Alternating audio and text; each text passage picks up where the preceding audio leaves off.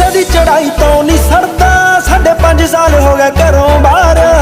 जिस उम्र च लोकी रोटी घरों मंग खांदे, उस उम्र च लै ली कार, उस उम्र च लै ली कार। ना किसे ना धोखा करया, ना ही आई लॉटरी पाई तो बापू नू तंग नहीं हो कीता, लई अपनी ही कमाई तो फिर भी सानू पिट पिछे कोई आखे माड़ा जा फोगरा।